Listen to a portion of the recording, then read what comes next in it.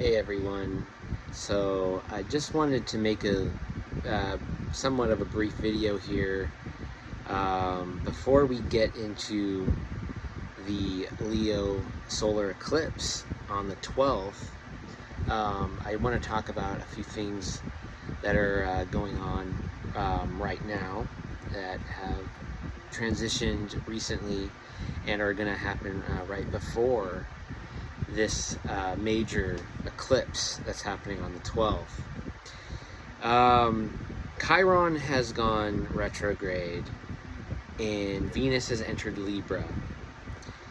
And right before we go into this Leo eclipse, we're also going to get Mars to make a harmonious aspect to the lunar nodes, which will be a trine and a sextile. It will be a trine to the north node and a sextile to the south node. So those are the three things that I want to go over here. Chiron going retrograde. It's going to be retrograde for 5 months. I believe it's sometime in December. Maybe it's January, actually. It'll be retrograde till.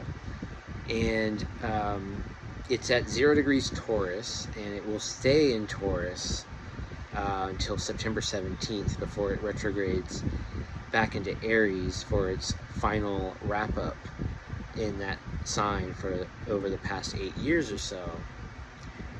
And while it's still in Taurus as we go retrograde with Chiron, we really want to, we shouldn't be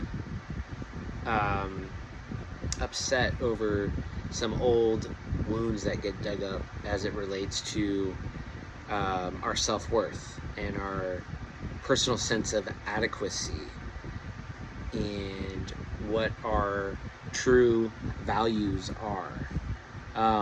Chiron retrograde kind of has this tendency to take on other people's wounds and trauma and pain and hurts as they kind of take them on as their own. So healing actually kind of becomes a little tricky when Chiron is retrograde. And those that have Chiron retrograde in their chart, they tend to have this issue. I'm actually one of them. I have Chiron retrograde. But that is something that you may need to be really aware of during Chiron retrograde at this time, is that we can really take on other people's trauma and wounds, and we don't want to identify them as our own. So a lot of the stuff that's going on with Chiron retrograde while it's in Taurus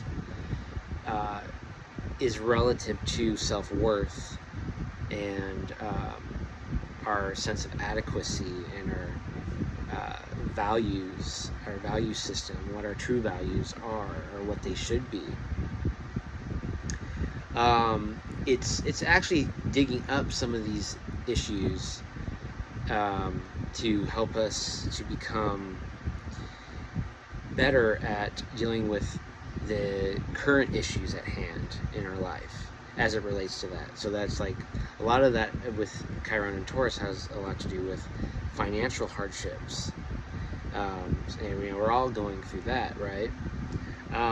But as it's in Taurus, those are some of the themes that we're going to be dealing with. And then when it re-enters Aries on the 17th of September, we should have by now kind of know or feel,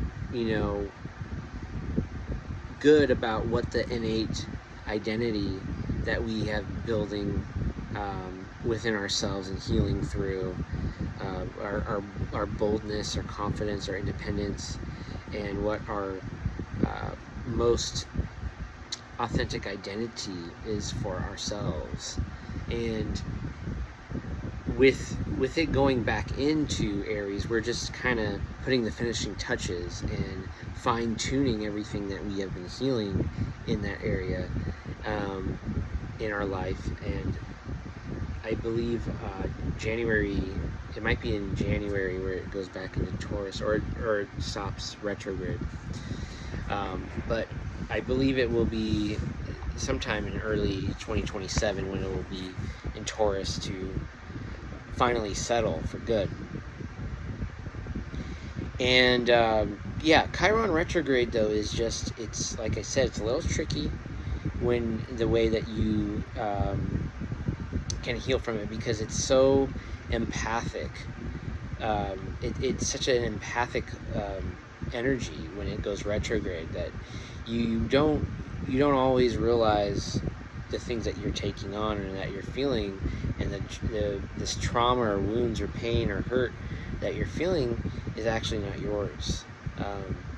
So it's just something to be aware of. And Chiron retrograde is also a really good time, especially because of this, to connect with your spirit guides and embark on an inward journey to the path of healing, and connect with your spirit guides, so that you can get some more clarity and it can become a little easier to figure those kind of things out.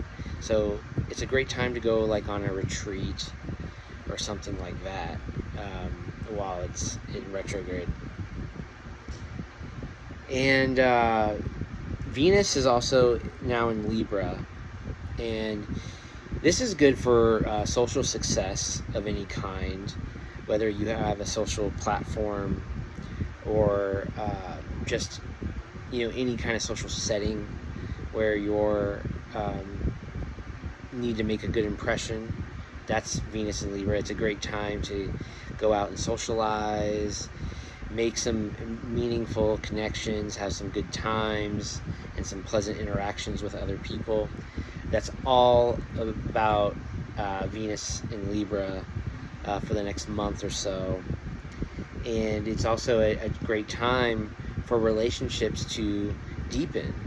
That means ones that have newly formed. So those that are people who have been dating will make it a actual substantial relationship now, and those who've been together long term are likely to get engaged and become married. And the ones that are already married, you'll just feel the deepening of your commitment and your love at this time with Venus in Libra. Venus in Libra always levels up the commitment and the deepening in relationships and connections. It's also a very good time to basically have, through interpersonal relations, have some important consensual agreements going on, whether that's a big contract of some kind or a major purchase even. That is also quite prosperous for us at this time as well, with Venus in Libra. And Venus in Libra does very well. It's domicile. It's in its home. So it works with most ease and has more command, so that's also very good for all things that revolve around Venus, which is love and beauty and peace and balance and relationships and just the things that we are attracted to in general. And then as we move into this eclipse that's in Leo, which I will make a separate video for, we do get a really nice harmonious aspect with Mars and Gemini making a trine and sextile to the lunar nodes in Aquarius and Leo. It is sextiling the south node in Leo and trining the north node in Aquarius. And this is bringing some synchronized actions that are going to help us push us forward to our evolution. And it is actually really, really good for moving away from old timelines that don't vibe with our true self and can help us leave those timelines in the dust for good. Because we're getting so much clarity from the past with the Mars sextile to the South Node in Leo, that is forging ahead so many new developments with the trine to the North Node in Aquarius, and it does it so very naturally. Mars in Gemini, like I've mentioned before, is all about like applied thinking, and we can really apply our thought with the appropriate actions right now to do so while it's still in Gemini. And then having this harmonious aspect with our lunar nodes, it really is a fantastic surge of momentum excuse me, to really move forward in a healthier pattern and direction for our lives. So, and it's just in time for old chapters to close out and begin new ones for this solar eclipse in Leo, which is going to be huge on the 12th, because then that's what eclipses are actually all about. So yeah, I just kind of wanted, it's been about another week or more since I've made a video last from the stuff that's been going on. Just want to kind of check in, give a little bit of current forecast insight before we head into this major solar eclipse in Leo. And yeah, we have some good things to take advantage of, but just a few little tricky stuff going on with, like, Chiron retrograde and whatnot. Also, Saturn is still retrograde too, so like there is going to be a lot of stuff dug up from the past, old stuff that we thought we've already moved away from, that is just there to let us know that what to do with it and how to get rid of it, and this, like I was saying, this Mars trine sextile aspect is really making that seem very apparent and a lot easier to actually leave it behind right now. So anyway, I will just leave it there, and for all of you guys, don't just take care, but give care too, and I'll see you on the next video.